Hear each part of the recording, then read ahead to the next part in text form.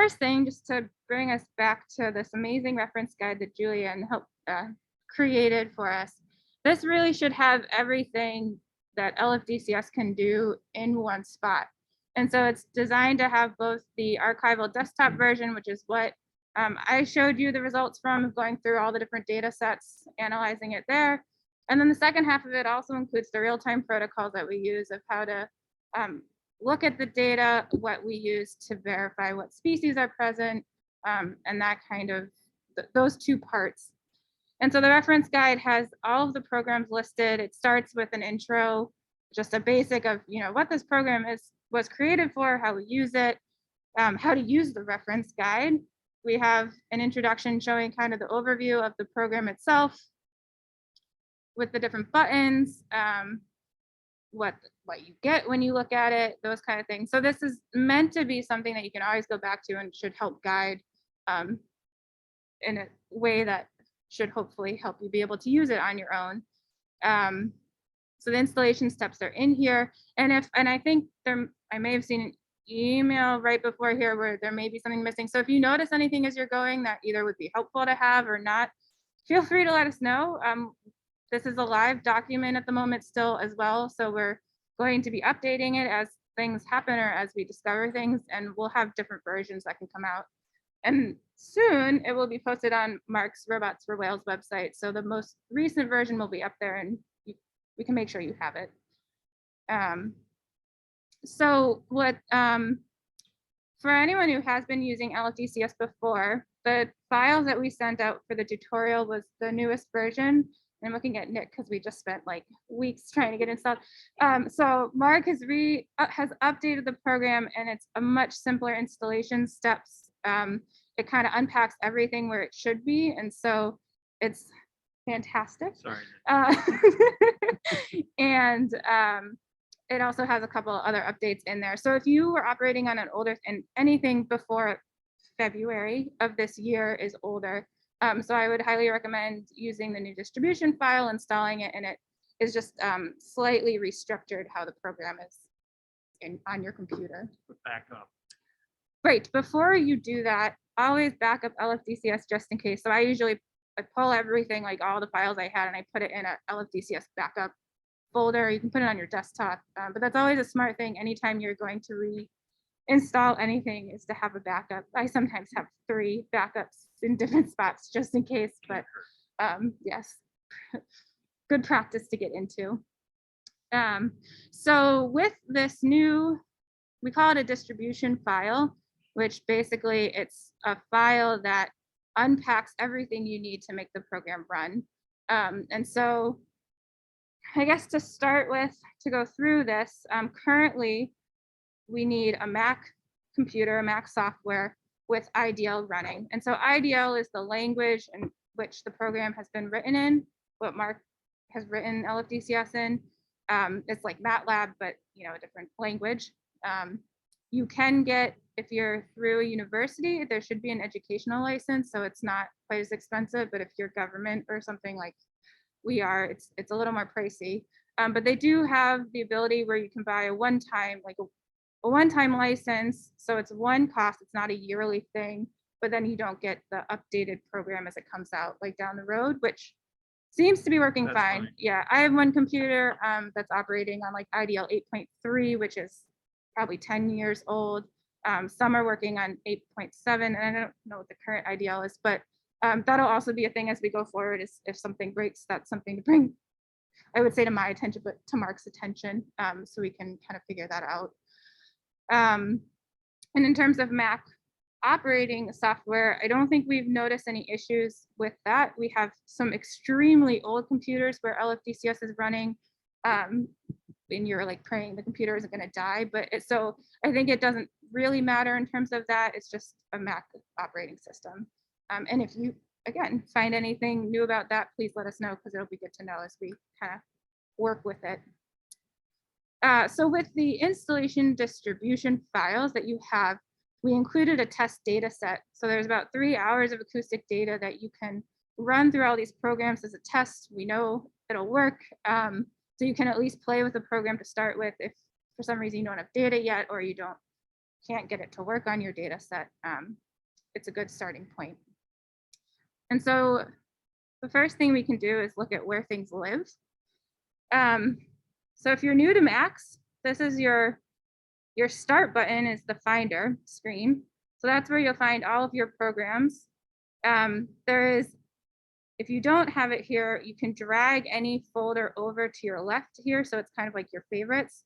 So I always put the home screen here. So my computer name is PSB. Whatever your computer name or username is your home name. And there should be a little home sign next to it. And it's helpful to have it here so you can always click back there. When you actually look at I have everything everywhere. However, on your home screen, this is big enough. There's a couple of different folders. There's IDL DLM, IDL SRC. These contain files that help make LFDCS run how you need it. You likely have an IDL workspace folder. That's an IDL thing. Most issues with IDL, if you can't get it installed, please contact the IDL, the Harris Geospatial folks. They have great technical service. Sounds like a lot of you have had issues getting current customer service fast, but when they do respond, they're really helpful and they'll be able to help get anything working there. There should also be a little IDL startup file. And then these two files are what you grab from the distribution folder. And this is what installed everything on your computer. So there's an install LFDCS program and the zip file that contains all of the LFDCS programs. So what it did was it created a directory. So there's a projects, detectors, and LFDCS. And that's where all of your LFDCS programs and files then live. Another helpful hint is we usually drag this folder over to your favorites so that you can always access it just by clicking there. And it'll bring you to right where we were and open it up. There are then several folders within the program. So the call library folder is what contains the call libraries, which is what Mark mentioned that we have. You might have a different call library for a different project or different region. What we have, I think what came, yes, in the distribution are multiple different, you'll see CLNB or CLBB. CLBB are the broadband call types, which is not fully developed. So we kind of ignore it, but it's a placeholder right now for future distributions. CLNB is the call library narrowband. So that's what Mark was saying, when you can whistle it, those are the narrow bands, those are the tonal calls. And those are the call types that we're currently working with and developing, or that you can build upon. GOM7 is what is operating on the real-time system? Yes. Yes. So GOM7 was the original North Atlantic call library. That is what is currently operating in all of the real-time systems. For the right whale figures you saw for that Atlantic data set from 2004 to 2014, we expanded on that call library and added more call types for the right whale up calls and just called it GOM7_RW. So that just added examples to each of the call types that we were using to try and hope for more right whale detections. Then expanding off of that, we added call types for the humpback whale, the analysis that we were doing for humpbacks. So then we called that GOM9. And so that just included, we went through every year of data and pulled different call types out that could be used across the different years to hope for better humpback detection. And so that call library is here if you want. It also includes sei whale downsweeps and fin whale 20 Hz pulses. However, how we analyze the data set, we use a separate call type for fin whales and blue whales. As I mentioned, we rerun the data through LFDCS a second time at a lower sample rate and have fin and blue whales pulled out for there. And that is a separate call library for that resample rate for that. It's 167, 164 Hertz. And those are for blue whale A, B, and AB calls and fin whale 20 Hertz pulses. And we'll talk a little bit, we can look at a little bit of like how to figure out if you need a new call library, add a call type and that kind of thing. And that'll be kind of unique to everyone's need. We also have a gray whale call library in here. I haven't used that because I don't have gray whales in my data set, but that is I don't know. Maybe it was just my distribution, but I might have had it from before. Anyway, so the call library folder contains any call library either we've given you or you've created. You would put it in that folder. The distribution folder is really just kind of how those files were unpacked that we gave you to install it, to install LFDCS. Oops. Okay. IDL, DLM, these are the files that are mirrored in your home folder of IDL, DLM. So that's all we need to know right now. Well, that's actually no. That's actually where the pitch tracking code is written in C, not in IDL, and so that's actually where it resides. I learn something every time Mark and I talk, so it's great. The parameter files. So these are like they're the files that tell LFDCS how to process the data set. So you need a parameter file for any recorder or run of the program that you're going to do. So in the case of how we analyze our data sets, we have a parameter file for each recorder. So for example, we had a line of recorders, I guess. So our standard, it's good to have a standard naming way of how you name your projects so that you can follow them along. And when we started having over 350 recorders, that came real fast. And so our standard way, we just have the data owner name first, because when you have multiple collaborations, we wanted to keep track of that. So anything that we deployed was NEFSC underscored. We had kind of our regional identifier. So this is data off of Georgia. We then had the year and start month of the data. And then where we had multiple sites, we then had a site name on the end. So that's just when you see that, that's how our data was named. So we have a parameter file for every recorder, and then you'll see another one is the underscore LF, and that's that low frequency process. So when we go and run the data through for that fin and blue whale call library, we did it a second time, and I always just added LF for low frequency to kind of track that. Yes, question.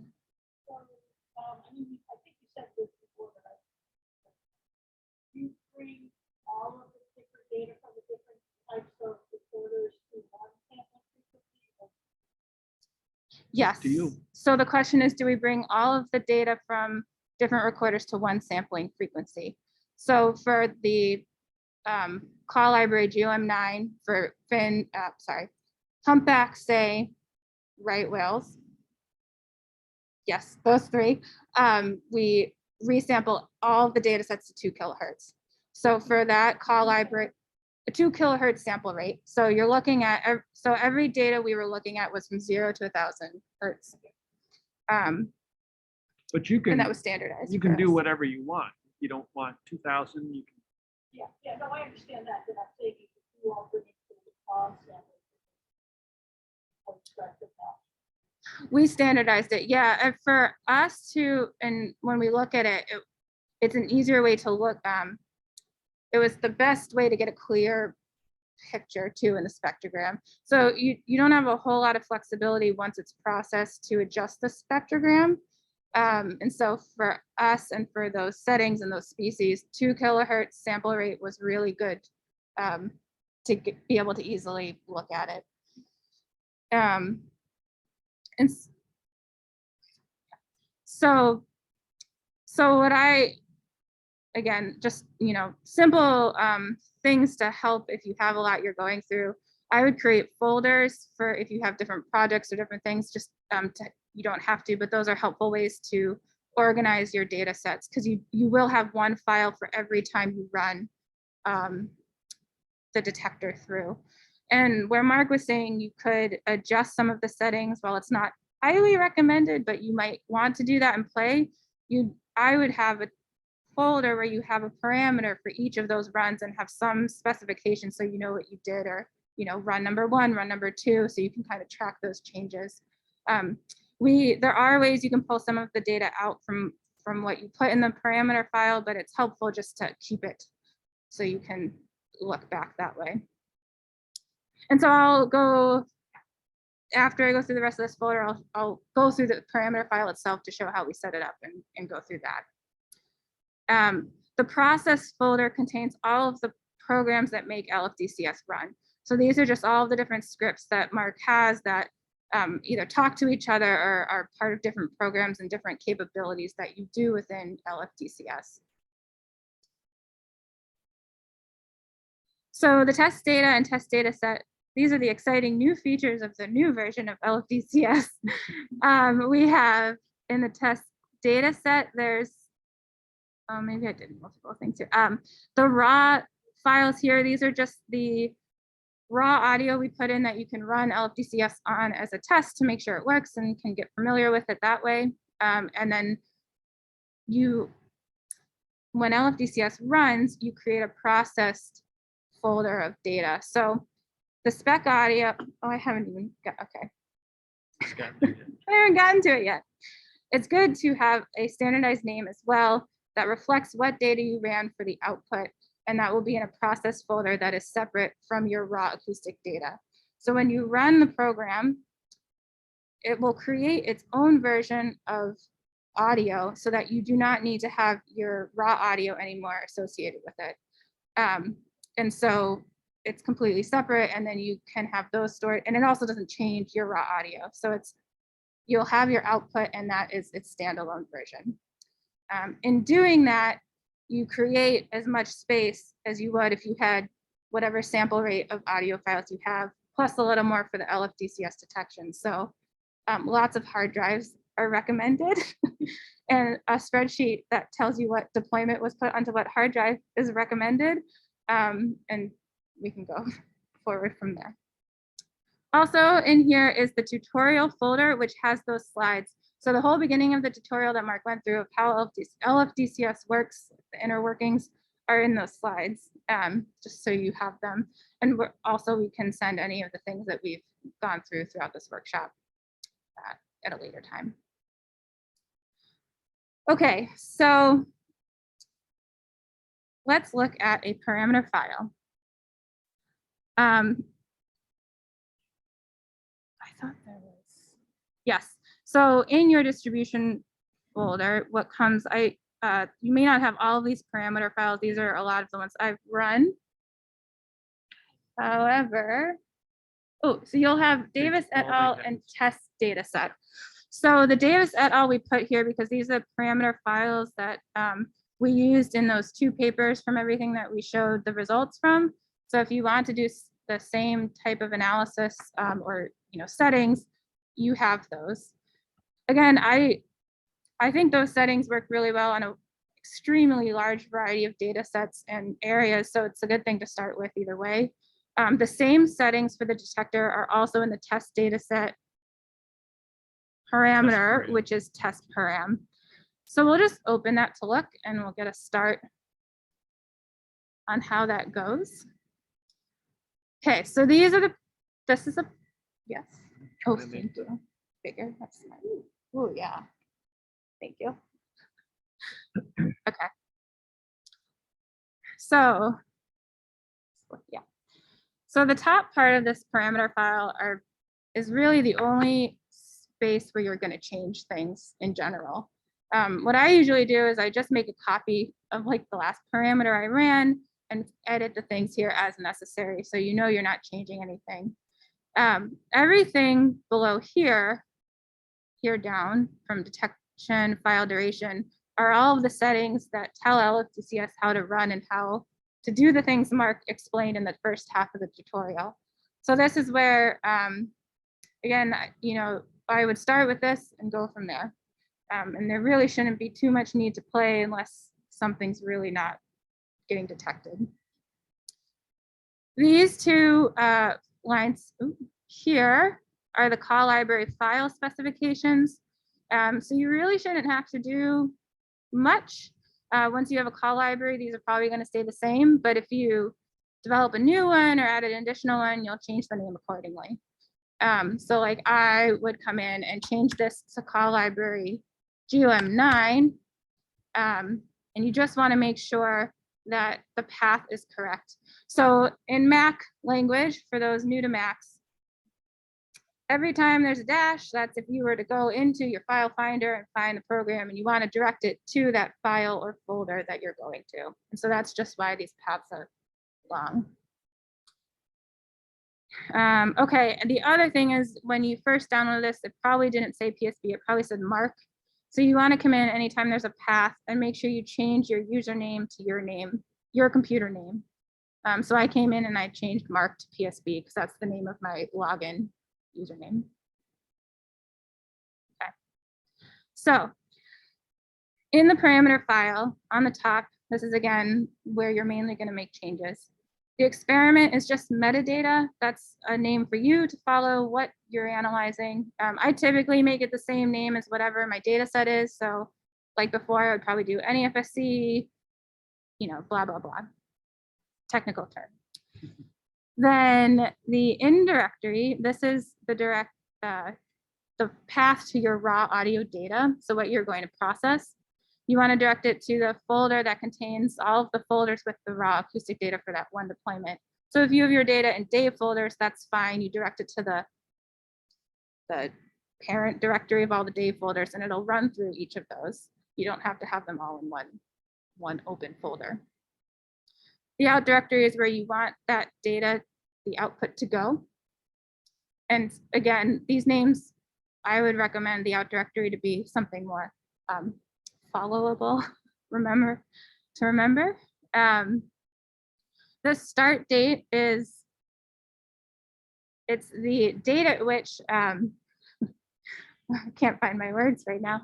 So when you export the detections, it comes in a timestamp as seconds since start time. And so this start date is the start time. You can set it to the start of your sound files if you want. We recommend having one general start date that you just stick to for all of your data.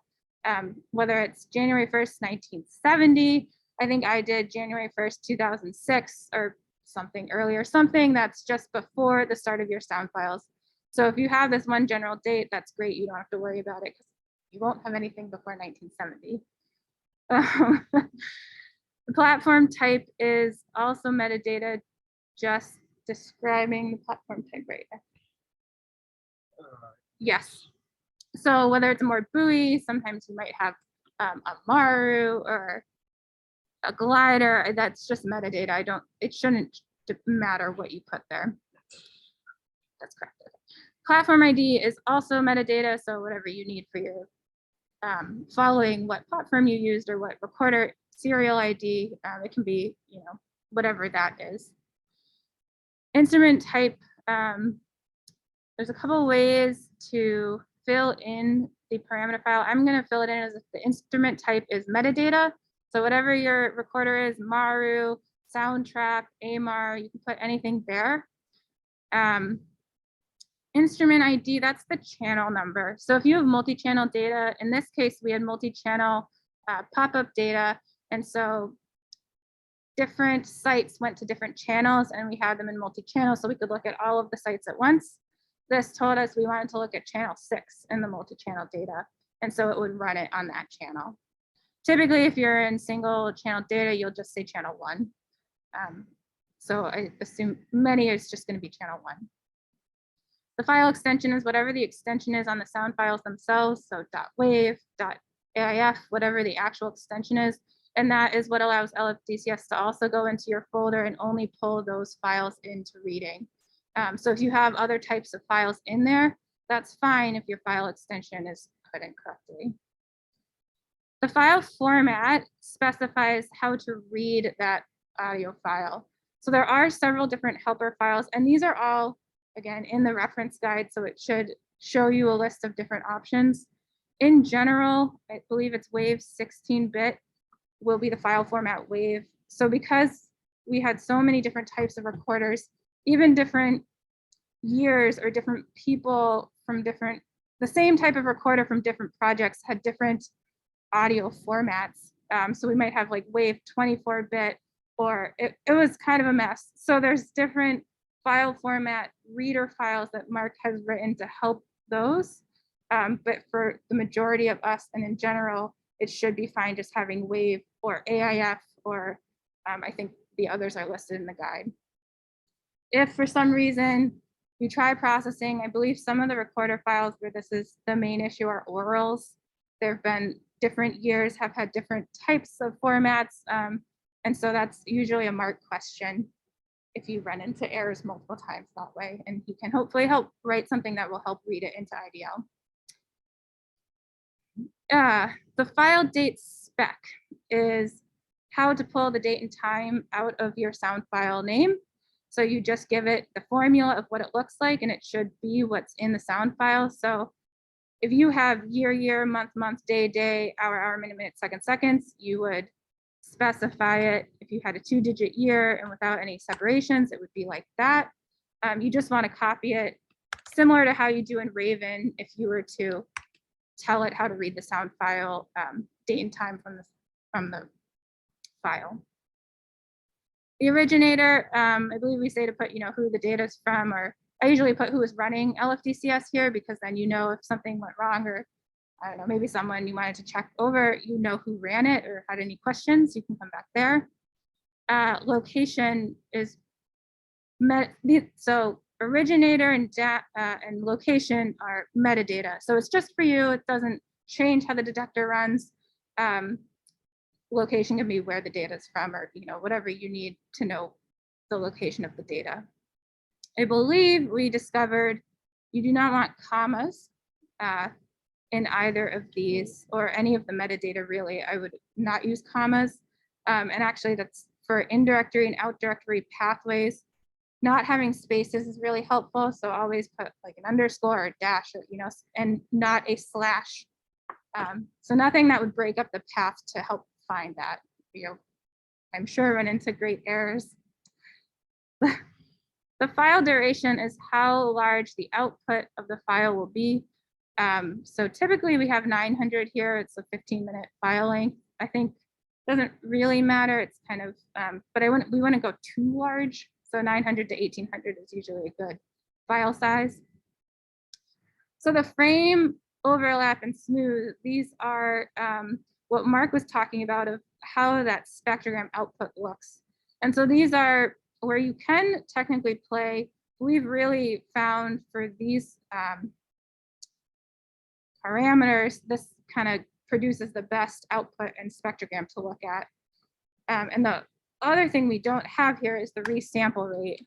So the test data that we have in this folder is already at 2 kilohertz. So you don't need to resample it because it's at the sample rate we want. But if you had 32 kilohertz sample data, you want to do resample in here, and it would be 2000. It's 2000 hertz. And that is also in specifications, and I believe that's in one of the Davis et al. Yeah, the test. So the low frequency test parameters. Oh, geez, that is small. We have the resample rate in here, and we do it at 128 hertz for that low frequency pass for fin and blue whales. Okay, so before I go there, so again, so those, and you'll notice the overlap is slightly different. So we found for the low frequency pass, overlap of 0.875 is best. And for the 2 kilohertz sample rate, 0.75 overlap produce the best spectrograms. So that's why we put those multiple parameters in your distribution. So you have these, you can then edit the parts that you want if you want to see how this looks on your data. Okay. There are 2 ways you can do a lower sample rate from already processed data. The first one is just like we did before, and you just specify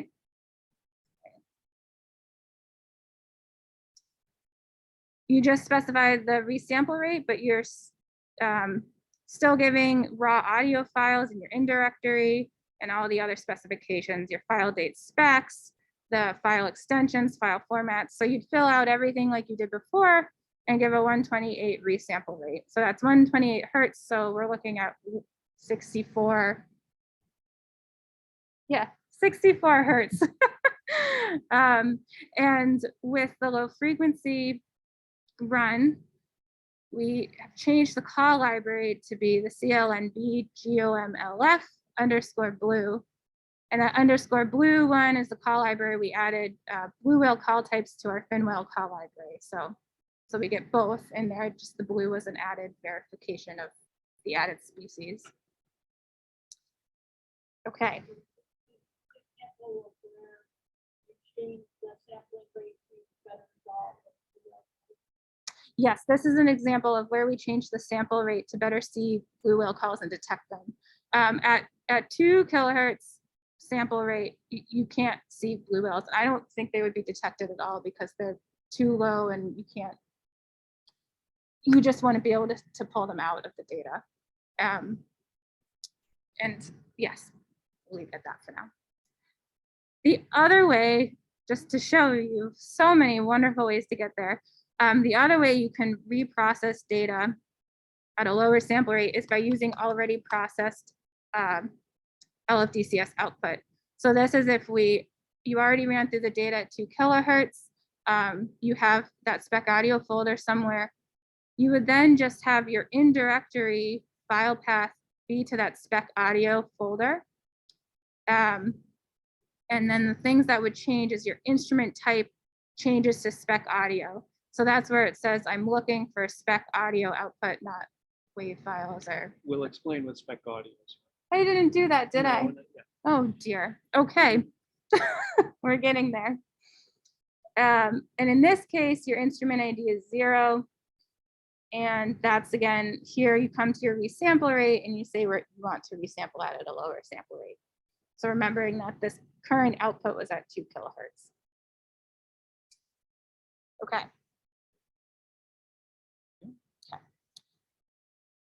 So that's parameter file quickly.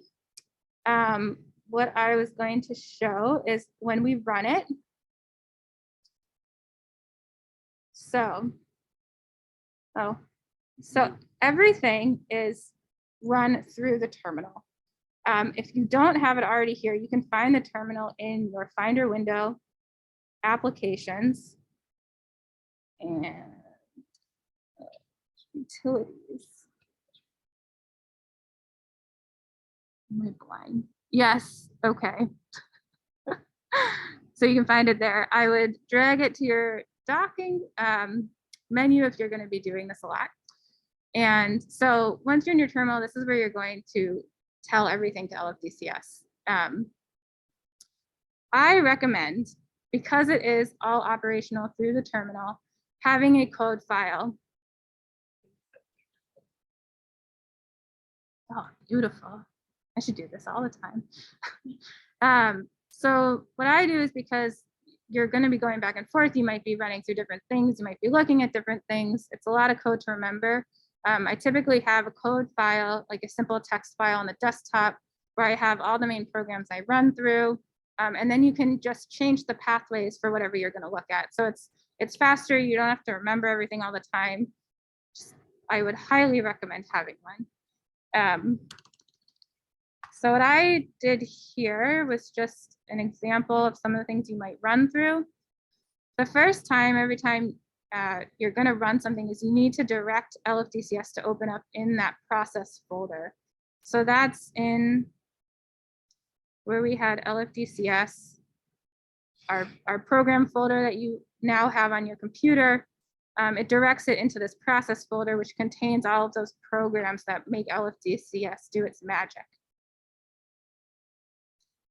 So I just, CD means current directory. So basically direct the terminal. Oh, change directory. Good. Change directory. And into your process folder. And that's the only place you really have to direct it now with the current LFDCS distribution. So also, shortcut on the Mac, Command C is your copy and Command V is your paste. So the command instead of control, like on Windows. Once you're in your process directory, you open up IDL, and that's just by saying IDL.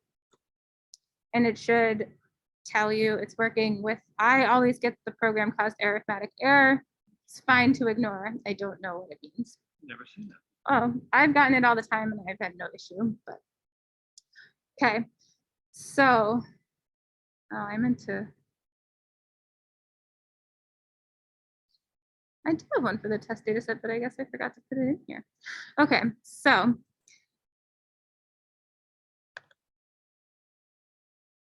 Hold on 1 second, sorry. Maybe I changed. LFDCS workshop code, that's fine. Okay.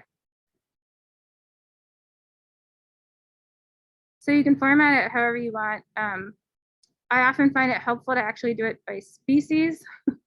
But so we'll start with processing data sets. And so the program is called reformat, detect, classify. So when you type in the code, the first part is always the program you're calling.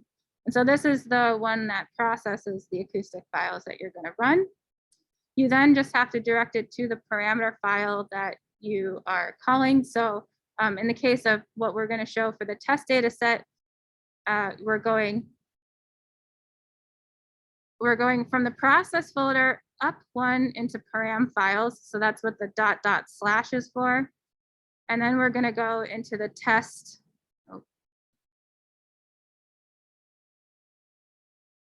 Then we're going into the test data set and we want to run the test param. So that's what this path is for that test param.txt. So the whole thing.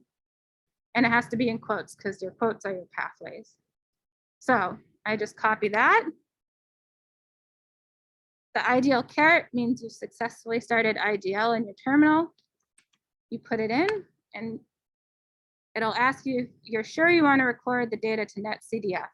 So this is where you're putting in raw audio in and the program spits out all of your audios in netcdf files. And that's what we're calling spec audio. So this is just verifying. It does not change your raw audio, so it's okay. Either way, no worries. You just type Y for yes. If you had already processed your data set, or if there's an LFDCS file that exists in where you're telling it to write the files, you'll get a second question here that says, warning, you already have an LFDCS file. Are you sure you want to overwrite it? In this case, I'm going to say yes because I'm reprocessing what we are testing, but in other cases, you'll want to make sure your parameter file isn't directing to something that you want to keep because it will overwrite it. So that's a dummy edition checker. Dummy edition? That's a mean way to... I was the dummy. Was overriding things. So. Well, it's a checker to make sure you don't mess up. Yes. Okay, so a bunch of things happened. This is super quick. We had 3 15-minute files, so like 45 minutes of data. So what happens when you run it is it reads in an audio file and then it writes the spec audio file. And so you'll get this for every single file that you're reading in. It's going to read, it's going to write. It might have more writes if you have a smaller file output than what you're putting in. So you might have reading and then writing. So this will go through the entire data set. It may take up to a day or 2, depending on how long your deployment is. I'd say a 3-month deployment typically took a day or so, if I remember correctly. And if it's a higher sample rate and it's resampling, that'll also take longer. So just things to keep in mind, but it's relatively quick. And once it gets through writing the spec audio, it then pops up a couple things here, and you'll get these time elapsed lines. And so this is the next stage. So the first stage is creating the condition spectrogram. That's the spec audio. The next step is going through the data, pitch tracking, classifying those pitch tracks, and putting that in a folder. And so that's this, you'll get a line here for each section of the spec audio that it's doing that for, and it'll tell you how long it happened. So it might be an hour for some of these, and so then it might take several hours to actually go through the whole data set for the second half, which is the LFDCS half. But you'll know it happened and everything's all pretty when you get the beautiful LFDCS processing complete notification. Hooray. So we told it to go into the test data set and processed output. And so you'll find in your output, it won't magnify. No, okay, it won't do that. So any output folder you have will have the spec audio folder and the LFDCS folder. And so the structure will look relatively the same. You'll have, for every month and year of data, there will be a folder in both and a net CDF file that's the length of what you specified the output should be. So for these 45 minutes, there's these many files. And same for LFDCS, you'll have a certain number of files, but they might be not as much. So I think that's based on size, perhaps, of how many are in there. But you'll have a fewer number theoretically, but there should be dates corresponding to all of the data that you have.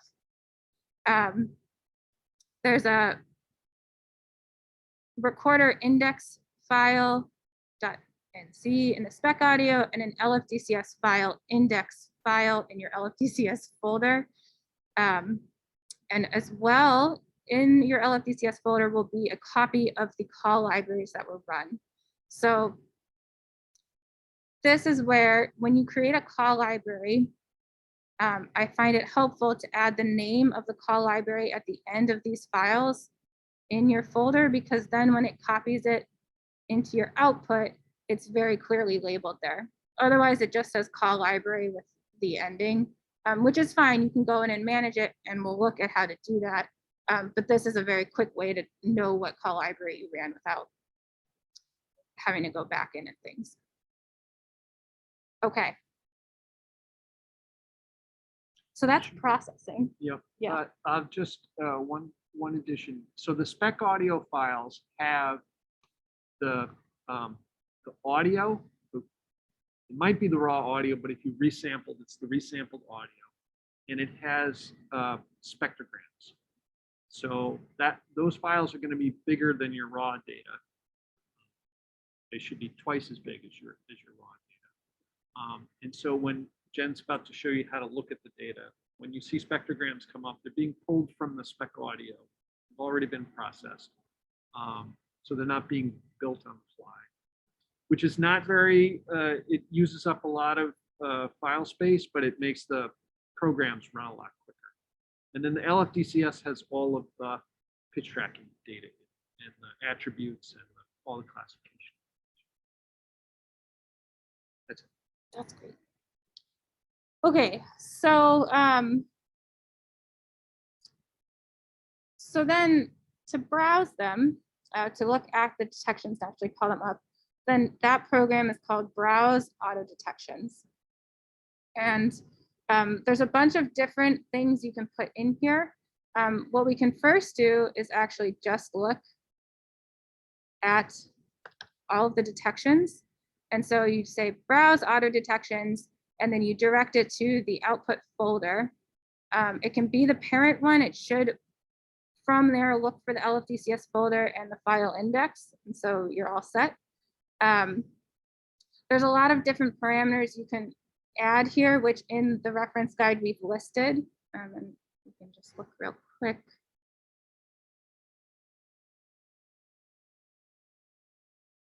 If we want to go down, bear with me.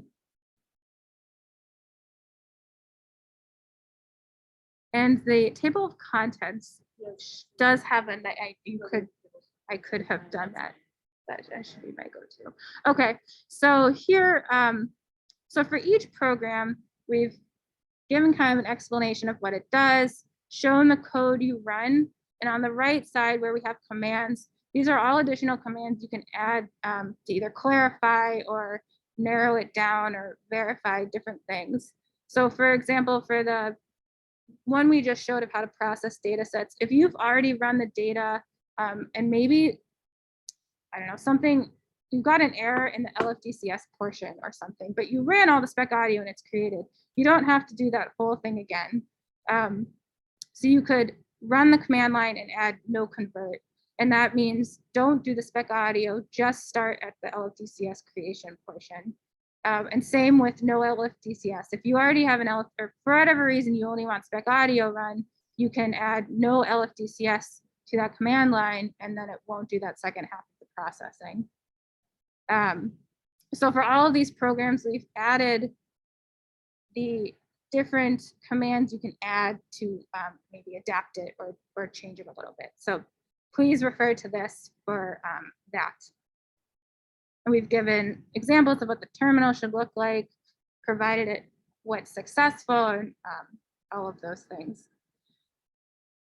So for the browse auto detections, for viewing auto detections, and we call them auto detections, but for viewing detections, there's all of these different commands that you can specify in terms of what you're going to look at. So we'll often do it species by species, and I'm going to show you how we do it typically for analysis, but there's obviously many different ways you can do it depending on what your goal is or what you need. And so we typically look at detections on a species by species basis. So if I'm going to go through and look for all of the right whale calls in this data set, what I would do is these lines of code. So I would browse auto detections, go to my processed output. Call family 2 is for narrowband call types. So we're always going to use these. If you don't have it, you'll have a bunch of like blocks detections. Yeah, there's broadband processing that's going on, and this is to exclude all the broadband detections. So I would just keep call family 2 there. The next thing you can do is specify the call types you want to look at. So if we're doing right whales, we want, actually I can show you the call library for that. That's tiny. Okay. So for GOM9, these are the call types, and we'll look at how you can produce this in the terminal and go through things. We have 3 call types that are say whale down sweeps, a fin whale pulse. Call type is in here, but again, we don't use this one. We resample the data at a lower frequency and use that call library, but it is in here if you did want to use it. 5 through 9 are the right whale up call types that we use. There's a right whale moan in this call library. We don't use it super well. Doesn't work great.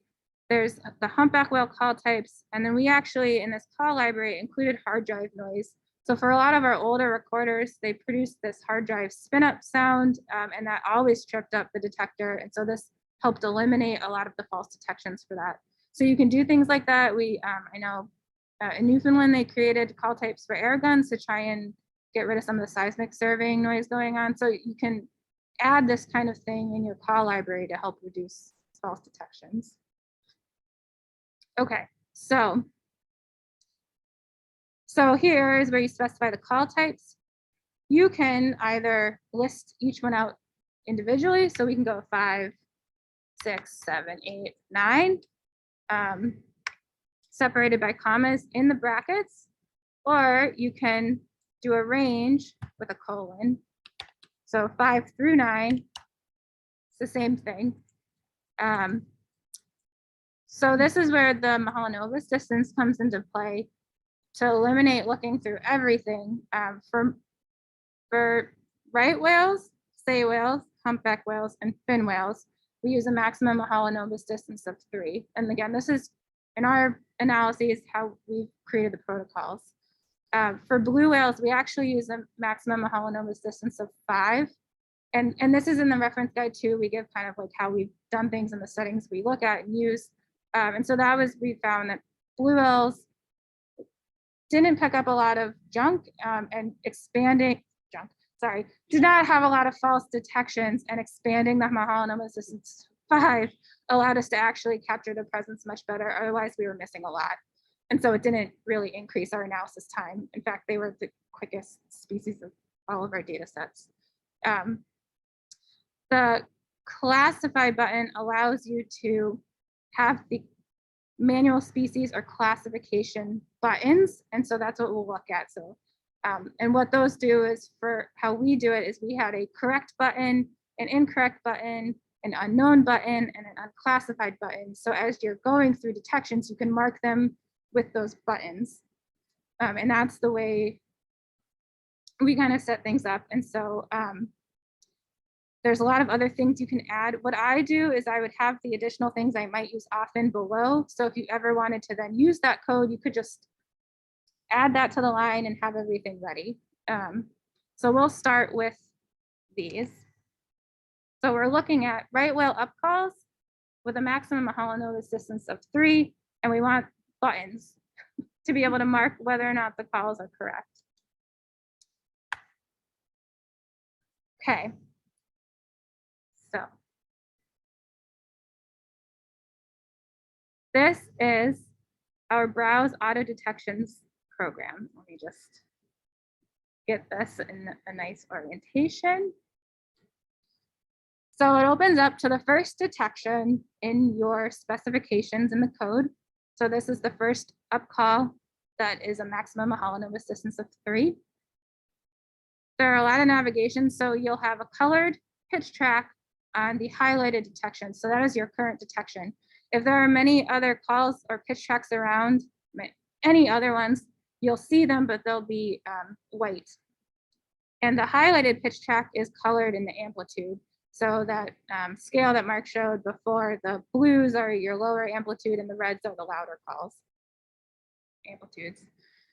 You'll get the time and date stamp up on the top left corner, and it'll let you know if you've pushed a button for that detection yet to give it a classification. Just to add, if you come down to auto class and hit that, it'll then tell you what that detection was classified as. So it'll give you the name of the call type with the number. It'll give you the Honolulu distance and the probability. And again, it'll only be the calls within the specifications that you gave it. So we only want to look at maximum Honolulu distances of 3. We won't see anything over 3 here. So the reason you have to push a button for that is because if you were doing manually going through, you might not want to know what the computer thinks it is. You want the analyst to take an independent guess from the auto detector. So that's why it's hidden first. And if you end up going through enough of them, you don't even look at that. Yes. And so it's all fine to have it on there if you need. So several ways to navigate. There's page forward. So if you have a lot of detections on this page that you're looking at, hitting page forward brings you to the next new page of detections. So it'll, if you had like 3 on the page on your screen, it'll pass those 3 to the next new one. Same for page backwards, the first, next, previous one. You can click on either end of the spectrogram in the black space to go forward and backwards in the direction you're clicking. You can also scroll like using the mouse. So I'm just scrolling up and down on my mouse pad right now, and it'll scroll through detections. If you're analyzing and you want to mark calls, you can also scroll by hovering over a button and it will mark those detections. But I haven't showed you yet. Yes, but that's very sensitive to where you are. So you could be here and think you're scrolling on a button, but it won't actually be on the button. And so something to be aware of if you decide to go that route. Oh yes, that was a fun discovery. So Well, usually you do that if you put the cursor over page forward and oh right, you can do that scroll, over you'll page. Yes. motor through the Yes. that's the way to go through very, very fast. Oh, so here's a okay, so let's navigate. So page four, oh no, I was jumping around. So you can page forward, page backward, press, scroll. If you zoom out, just to show you, here's 2 detections and we hit page forward, that brings you to the next new one. So it skips over that other one. So that's what that looks like. And as Mark said, you can also scroll on the page forward or backwards by, doing the mouse scroll, hovering over a button. So those all work. So zooming in and out zooms in and out on the time axis. You can zoom in and out that way. If you want to jump ahead, so say you open up your data and you want to jump to the next day or whatever date you want to do, you jump, hit jump, and then that should bring you into the terminal where you specify what date and time you want to jump to. And it gives you the format in which it wants to accept the date time. So we'll say 03:30, 09, and let's say we want to jump to 15 minutes from now. Hit enter, and then it jumps you to that time.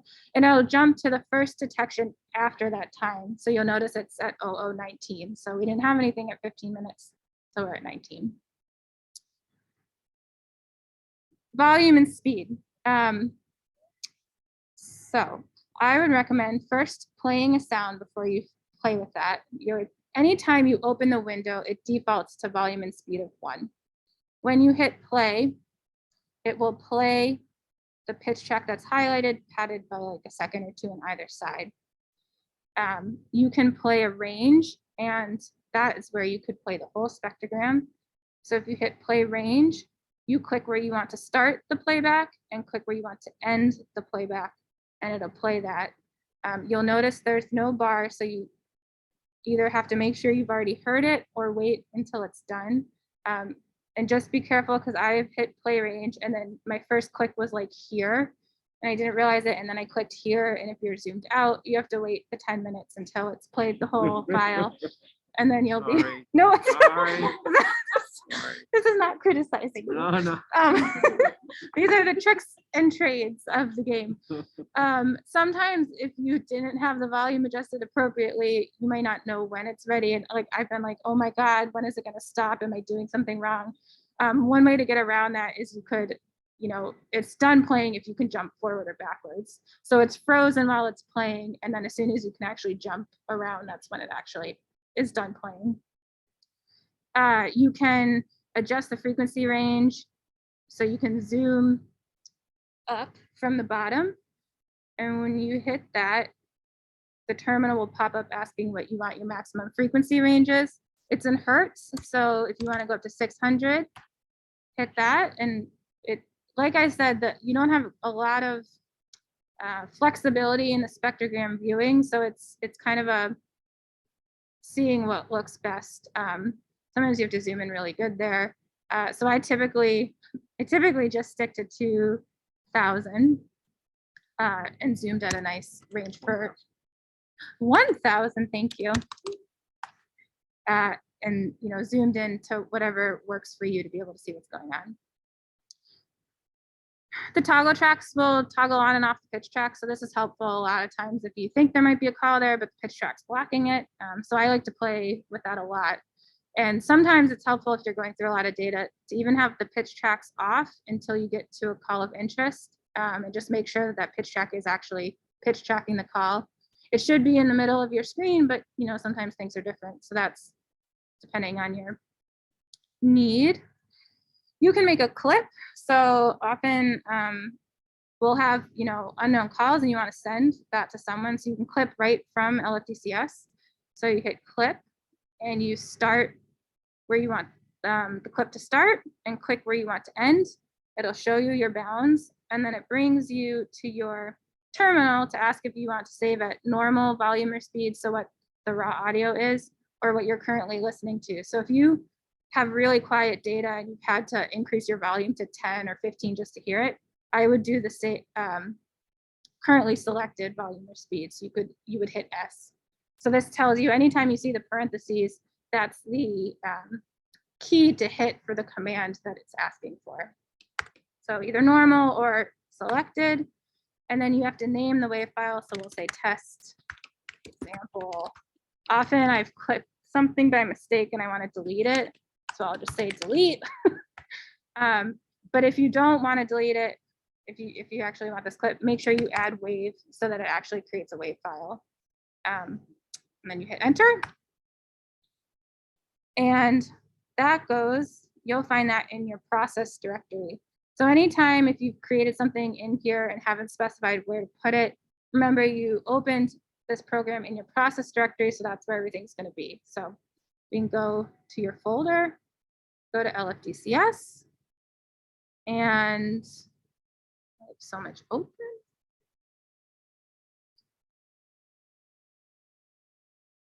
Scroll down, and there is your example WAV.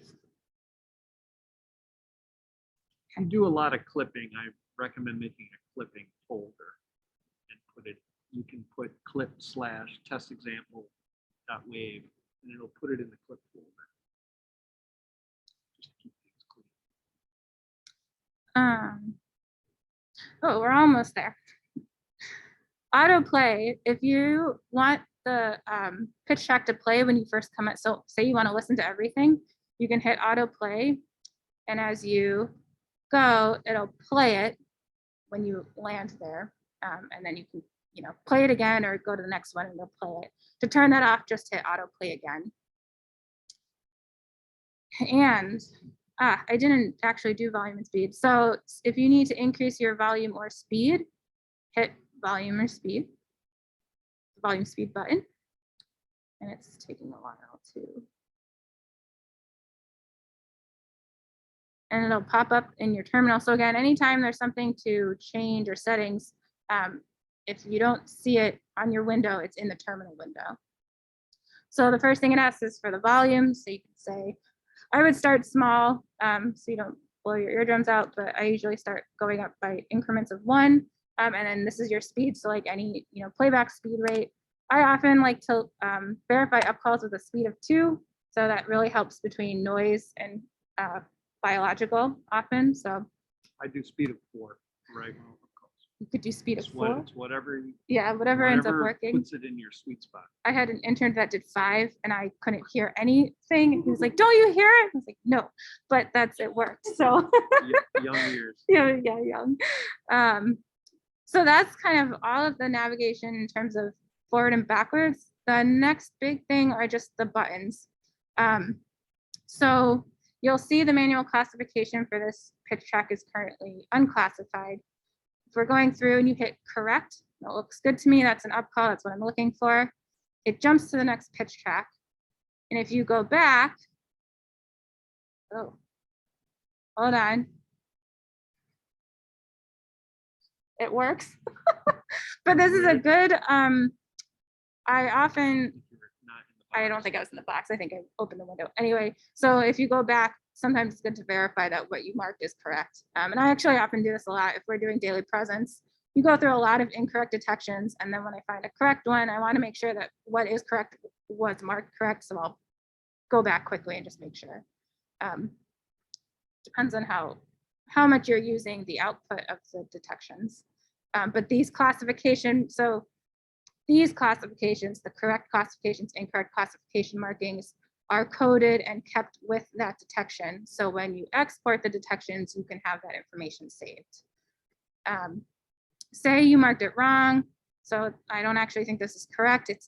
I don't know what it is. You can change it to unknown. And when you go back, it has that as well. The new classification. Also, say you don't want any classification, like, that's not what you want to do anymore. You can go back and say unclassified. And when you go to that, it's now unclassified. So it removed your marking. So that is the overall nuts and bolts of the browsing through and marking correct or incorrect. Are there any questions for this part? Yeah, no.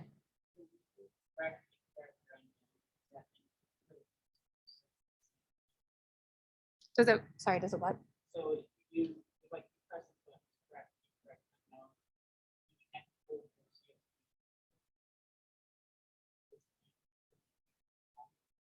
Yes. Yeah. So the question is the correct or incorrect marking included in the CSV export in a column? And so there is a command with the export program that adds the columns that give you the marking. So it'll change the values based on what you marked it as. Yeah. And we'll look at that. Yes. Any other questions so far? Awesome. Then we're good. Okay. So the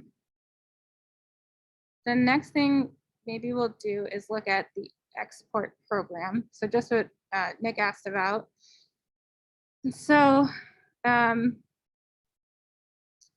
actually, just to show you, so for different species,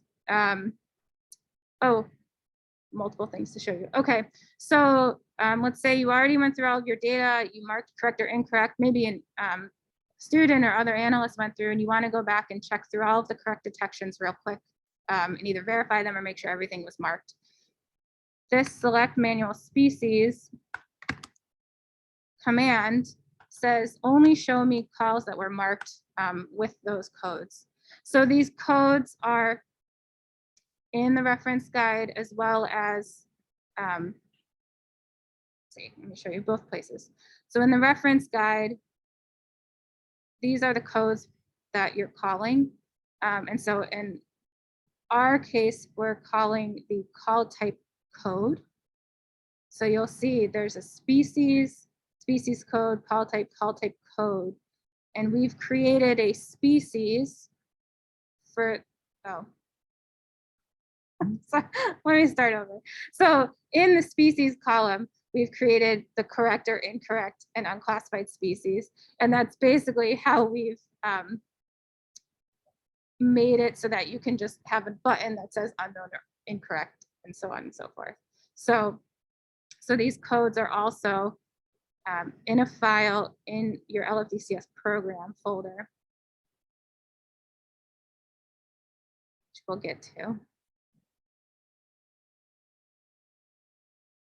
So the manual classes CSV file, which is in your folder, is where those codes also live, where you could create more if you wanted to, and then you would specify that code value for what you're doing. So unknown, so our unknown button is a species code of 0, correct is 9999, incorrect is -9999, and unclassified is -32767. So this is where you could change it if you wanted or add different ones, depending on what your needs are. And again, this is the species code. And so in our program language, we're saying we want the manual species codes of these. And then the select manual species verifies which ones were marked with that. So you can say, I only want to look at correct detections. So select manual species equals 9999. And if we put that into our terminal,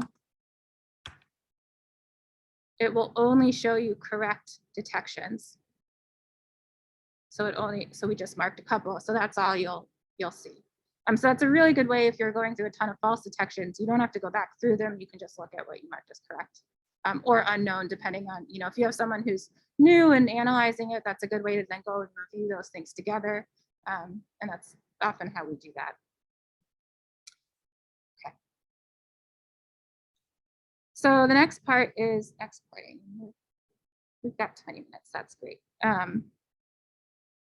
So just code stuff, all preference, however it works for you. I often will have everything for one species here. So rather than go from browse detections to a separate section of export auto detections, I might have browse auto detections, then export summary auto detections for right whales all under there. So whatever makes sense to you.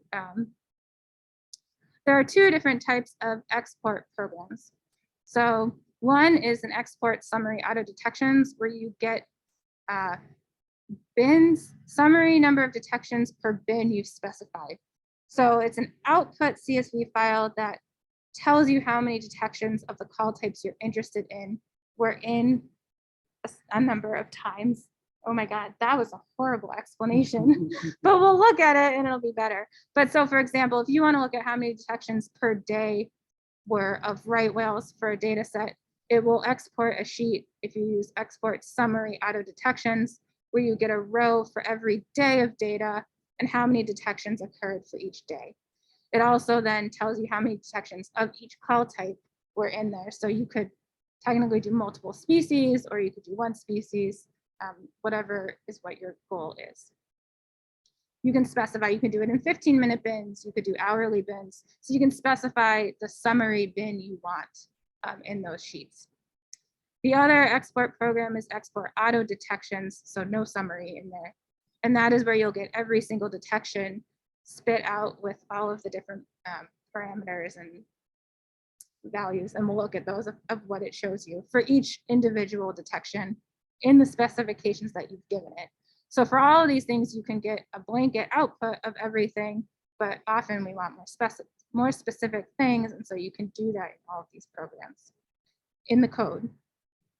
So this is why I have this here, because really all you'll change is just what you want to read in.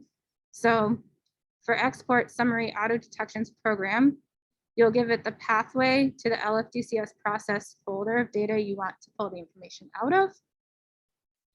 The brackets will give you the call types you're interested in. So I often do it by species. And so for right whales, we're doing call types 5, 6, 7, 8, and 9.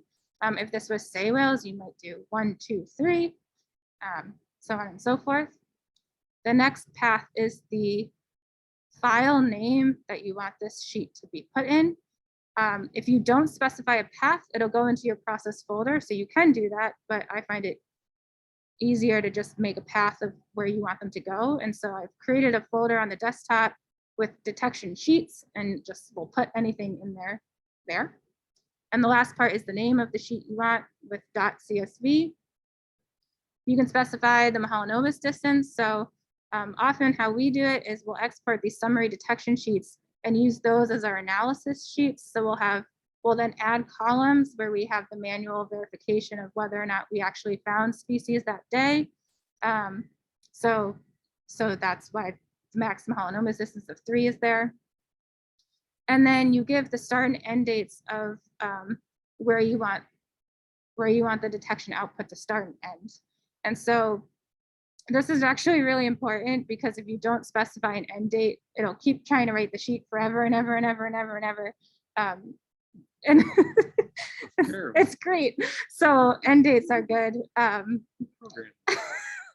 Some genius that forgot about it. So the timings are important because that's where your bin will start for the summary. For our data sets, when we find all this data, we had data from different time zones. We still do. And so we then streamline the analysis to be in the same time zone, regardless of the sound file's time zone. So for example, and we streamline it to local, for us, Eastern Standard Time. So anytime we have sound files in GMT, we change our time bins to 5 to 5. And so that daily bin is then Eastern Standard from our GMT sound files. The next part is the bin in which, and what you want the summary to be over. So this is the number of time units that you specify. So 24 and hours, or you could do 1 and days, or you could do 15 minutes. So that's, all of those depending on what you're looking for. And again, in the reference guide, there's then all the different commands you could use if there's other things you're interested in. You can specify like maximum frequency ranges for pitch tracks and those kind of things if you don't want to do necessarily call types, or maybe you want to do call types that fit within a certain range of something. So those are all listed and you can play with those depending on what you need. And so if we do this,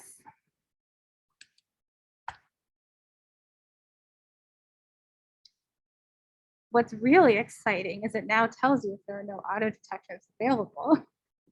Because I forgot, I just changed the time to pass data we don't have. So start that again. Okay, so I created a folder for detection sheets. I called this Right Whale Daily Presence. We open it. It's boring because it's only 45 minutes of data. However, what you'll get, hold on, trying to make it bigger, but it won't work.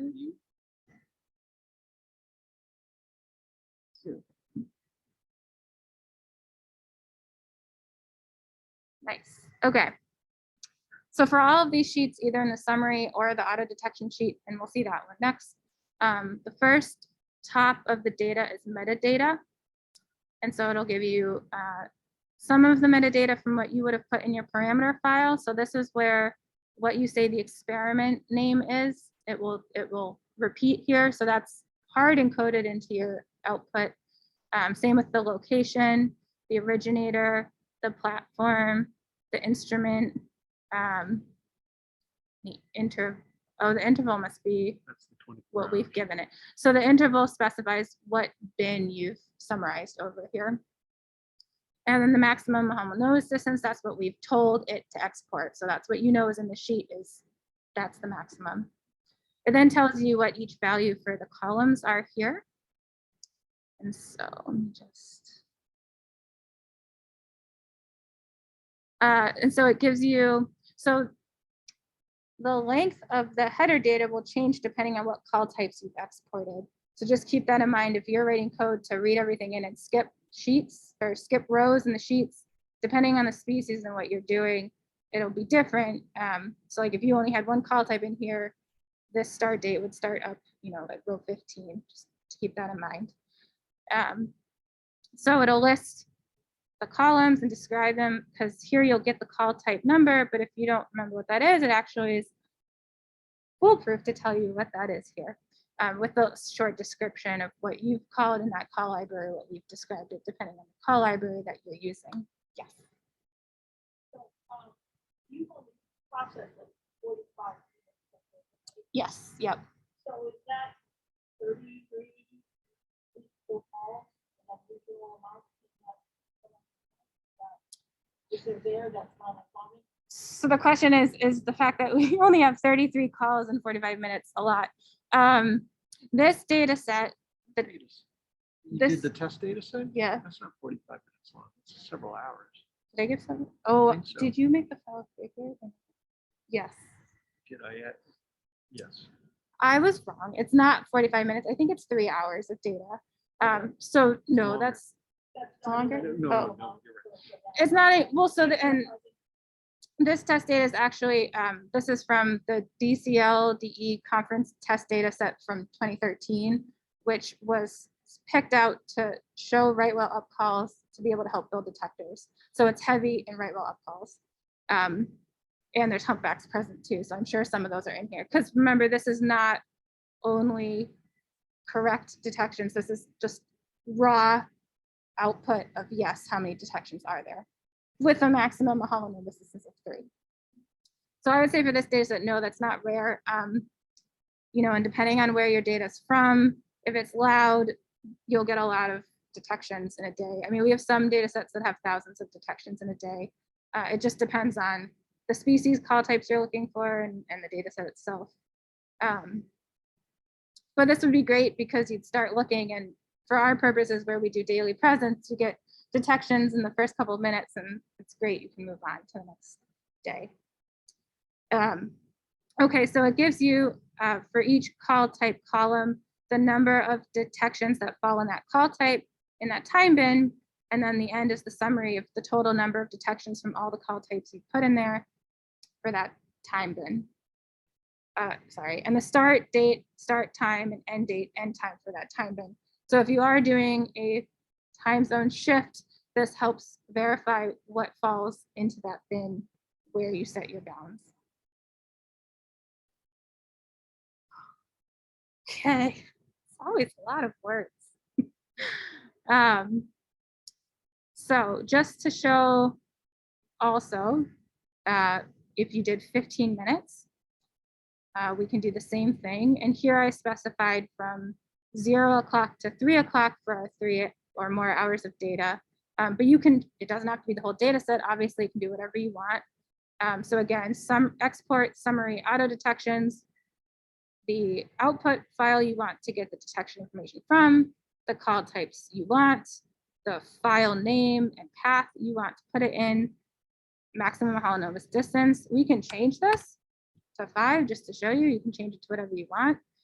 The start date, S date, E date, start end dates of the boundaries you want, and your time bin. So in this case, we're doing 15 and minutes. So again, we can put that in.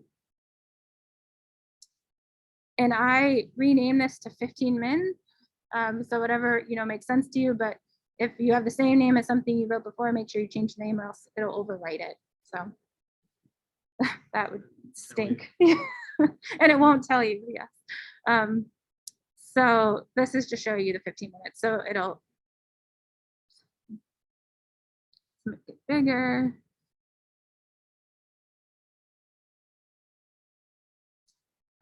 So here you've got 15-minute bins for that date with, how many detections were in that bin laid out for each of them.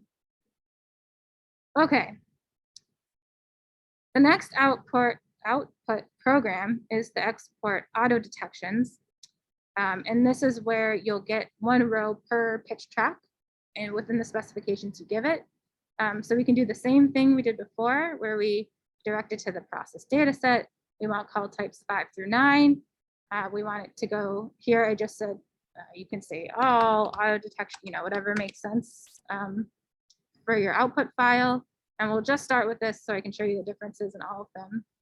This is maximum Novus distance of 3.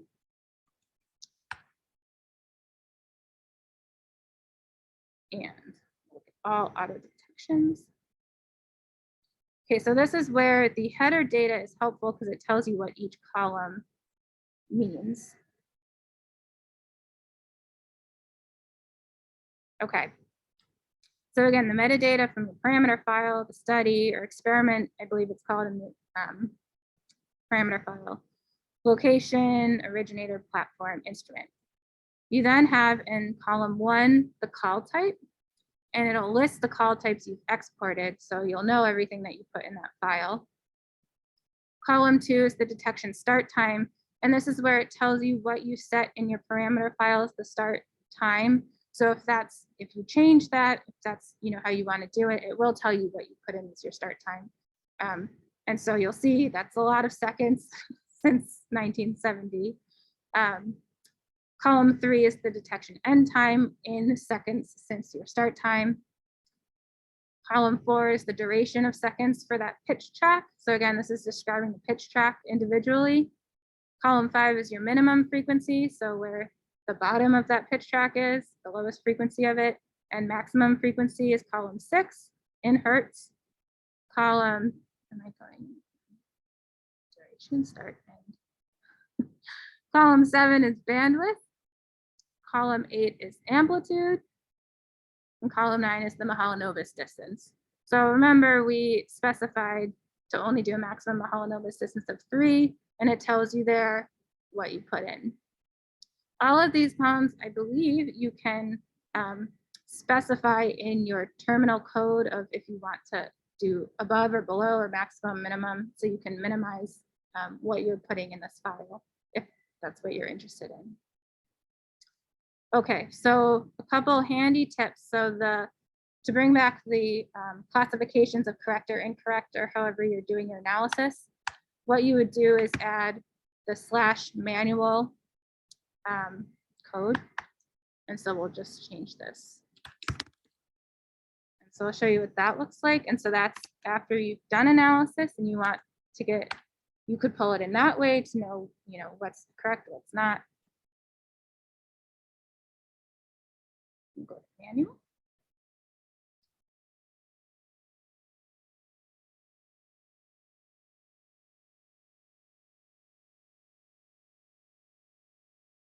Okay, so everything is the same, except you'll see now we have column 10 and 11 for the manual species code and manual call type code. The manual species code, if you remember in that table we looked at, that was what had the different values for correct or incorrect. So that's what we'll look at to see where we had correct or incorrect. And you'll see right away, these are the few calls we called correct. So they changed to 9999. Yes, 4 9s. And all of the other codes, these are the unclassified codes.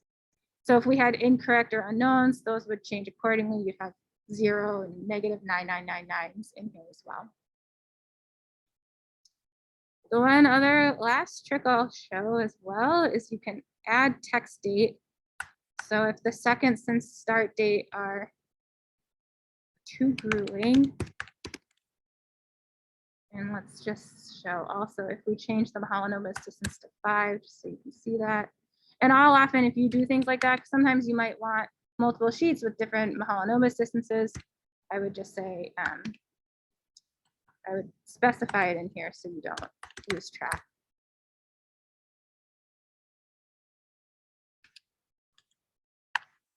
But it is in the header data, so it's not lost. Okay, so.